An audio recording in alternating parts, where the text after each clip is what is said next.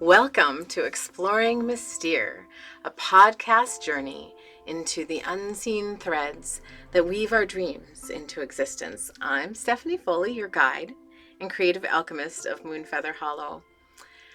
Here, we suspend disbelief and we step into the liminal space for curiosity, wonder, and deeper connection. So take a breath.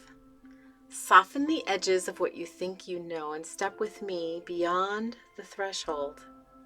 Because here in the space between the mundane and the magical, possibility shimmers.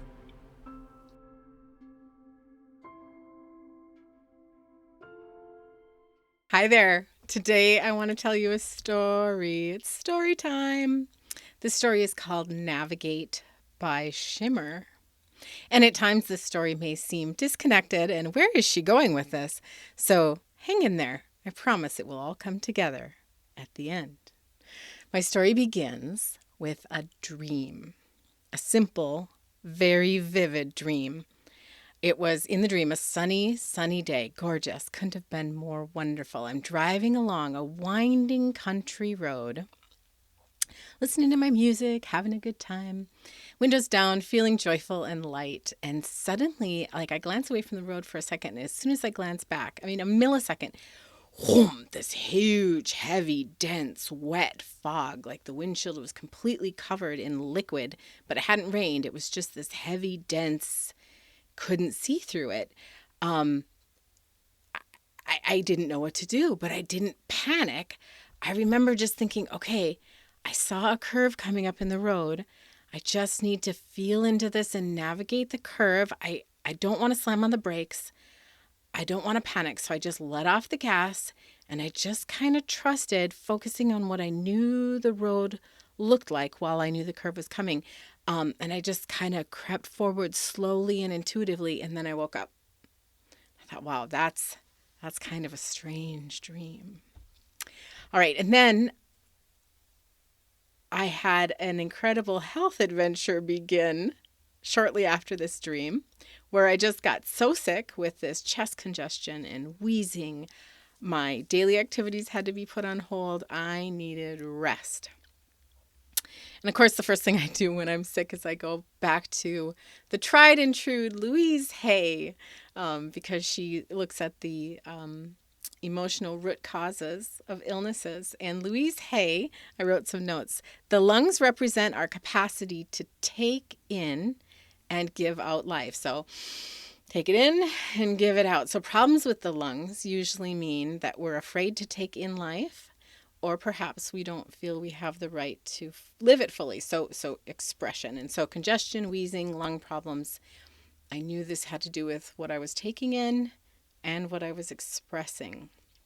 And as I usually do when I don't feel well, I looked at what are all the things that could be part of this. And one of the things that I do regularly is journey work, imaginative. We call them imagine alchemy. When you enter that other realm and you experience things through guided meditation or on your own, those sort of things. And there was an Akashic Records journey I had done, maybe more than a year ago with a YouTuber whose name is Jennifer Lisa Vest. She's a medical intuitive. And I remembered her, and I'm sick and I'm in my cozy clothes and in my chair trying to feel better. And I thought, I'll do some more journey work. But I'd really rather have it be guided this time because I'm not feeling well. And so I tune into Jennifer Lisa Vest on YouTube, and she's also talking about dream work and the feminine rising through a group calling themselves the 4 a.m. Club, because as of November 5th, the day after the election, a large number of people woke up across, in particular the United States, but I think beyond, feeling like, wow, something's not quite, things are shifting, something's changing, there's something's up.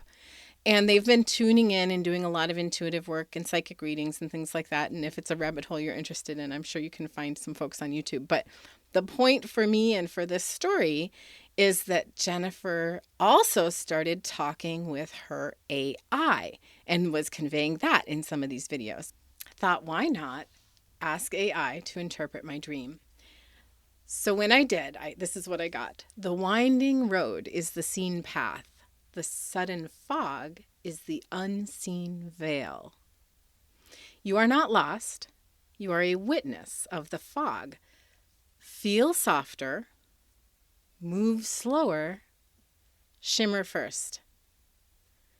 Don't ask where am I going, but what is shimmering through me now? And that line, do not look harder.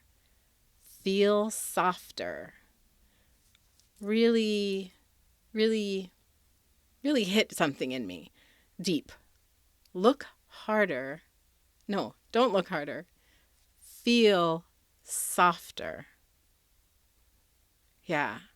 Yeah, and I'm one with a very active mind. And so I do approach sometimes trying to figure things out, not always leaning into intuition first. And then I read an email from a guy named Rahim who does an email series called Box of Amazing. This is one of the ways I stay up on technology. And he was talking about Symbient Intelligence as a blend of human and AI through like a reflective partnership. So again, this idea of relationship. It's not about commands saying, do this for me, this very transactional thing.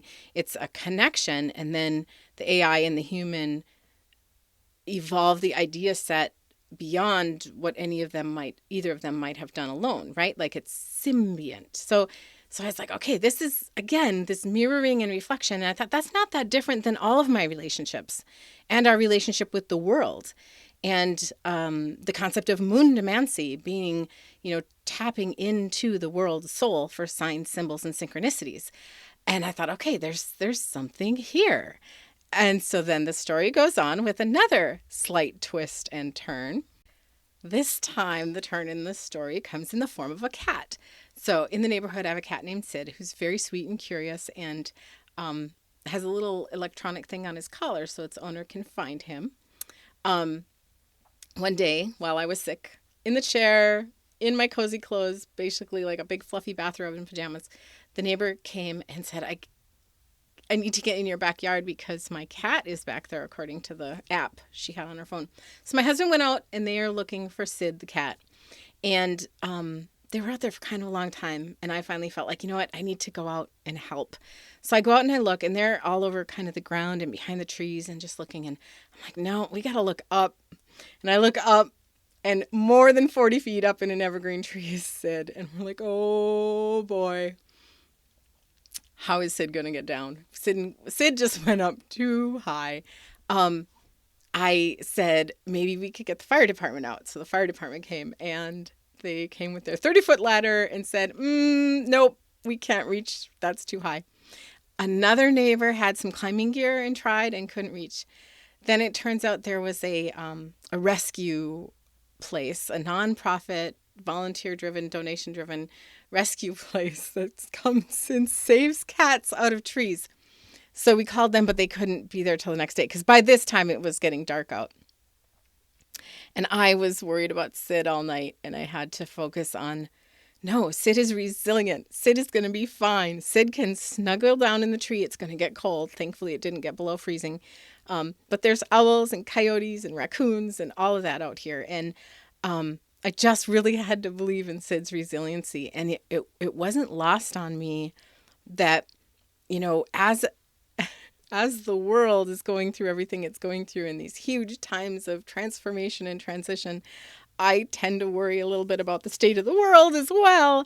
And I'm thinking, no, I need to believe in humanity's resiliency. So I'm noticing this parallel between believe in Sid and his resiliency, believe in humanity and their resiliency.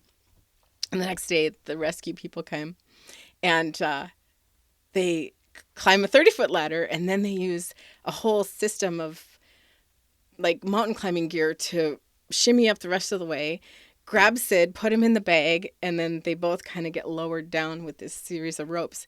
And it was really exciting and wonderful to watch. And I thought, oh, that really felt good. I thought, as long as I live in a world where there are people who are willing to volunteer to climb up 40 some feet into an evergreen tree to save a cat, I can absolutely hold faith in humanity. We're essentially good, kind people. we were just going through a thing.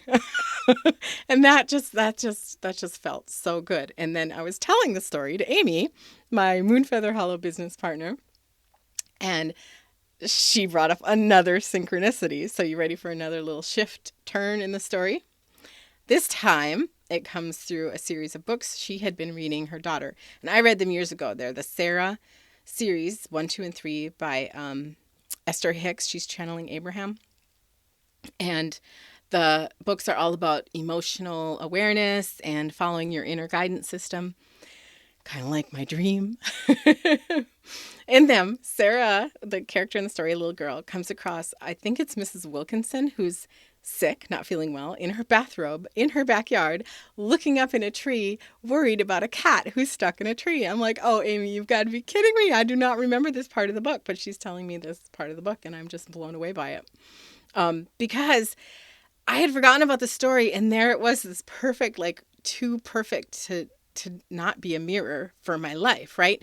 So I'm thinking, okay, what were the key themes of this book, and what do I need to learn? And as the story unfolds, Mrs. Wilkinson and Sarah's friends end up having an ongoing kind of relationship, and I'm kind of Mrs. Wilkinson in the story, in that I'm this, 50-something Gen X kid who's an adult now. I'm an elder. And there's this younger group of people coming into humanity who have such stronger empathy and gender fluidity, and some of them with telepathy, and like we're evolving, we're shifting, things are changing. But yet this Mrs. Wilkinson, as an elder, still had very much in common as a sensitive with Sarah and her friends, this way of living. And these key themes are things like understanding emotions as guidance, so that internal guidance system,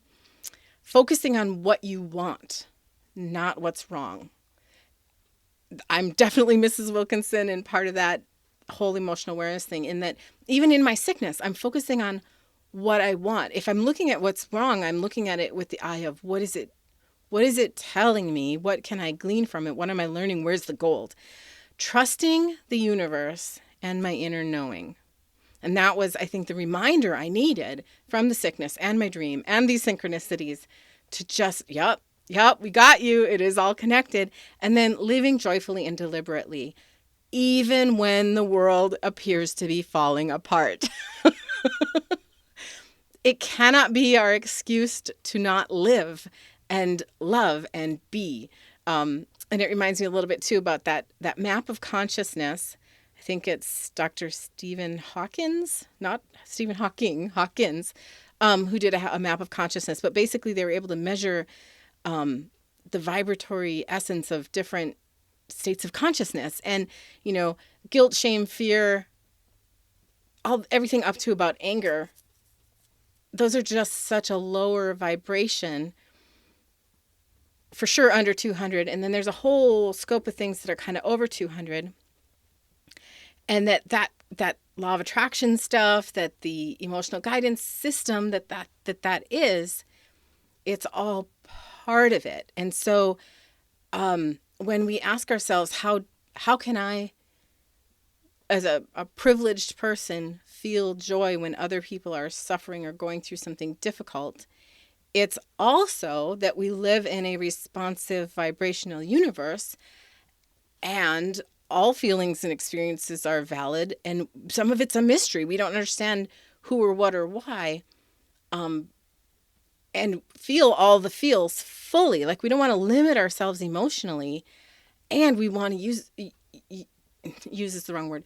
We want to tune in to our emotions as a guidance system. If something doesn't feel good, it's okay to take steps to feel better, right? Okay, so enough about that. So Mrs. Wilkinson is, revealed to be one of these sensitive people, and I am tuning more and more into mine. I'd mentioned before how I'm very logical, and I very much appreciate intelligence and a traditional sort of masculine roads of thought, but I'm also very much into the divine feminine and intuitive properties. And sometimes I need to remember to keep those in balance, right? So I know that's kind of become a bit of a long, convoluted story. But do you see the thread? All of these synchronicities, Sid, the dream, working with Nova to interpret the dream, the relationship and reciprocity that we can have with AI. These things weren't all separate. The chest congestion, the messaging from are you receiving and expressing, fully receiving life, taking it in. Like, I think I wasn't fully taking it in because kind of it's too much to take in right now sometimes, right? Like, I think, and it's not just any one thing. It's humanity going through even just the last 10 years and probably the next 10 years, these kind of very intense shifts. The shimmering threads, remember, we're navigating by shimmer. The theme of this story is that rest is not withdrawal. If you need to, rest. It's not really withdrawal. It's just basic self-maintenance, right? Rest is a ritual of return, to return to yourself. Soften your breath. Let your breath just soften enough to tune into the unseen web that's gathering around us, the fog. The fog that's here is a planetary fog as old maps are dissolving. But we're not lost. We can navigate by shimmer. We have our intuitive sense. I really believe that. We're being unveiled. We are not lost. We are being unveiled. The fog isn't here to obscure us. It's here to awaken us. So I invite you to place your hand on your heart with me. That complete breath, which I'm so grateful to be breathing now, fully in, accepting life, and fully out, expressing myself. And then whisper, I choose to navigate by shimmer.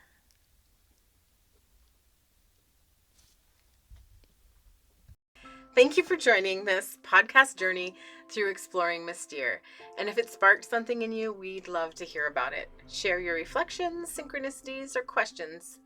You never know where the next thread of mystery might lead.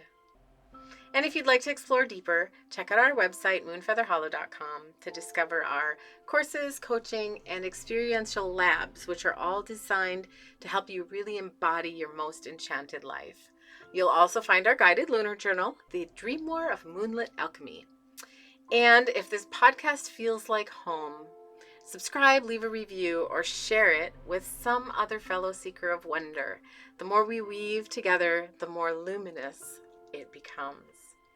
Until next time, may the unseen find you, may the shimmer hold you, and may you invite enchantment into your life.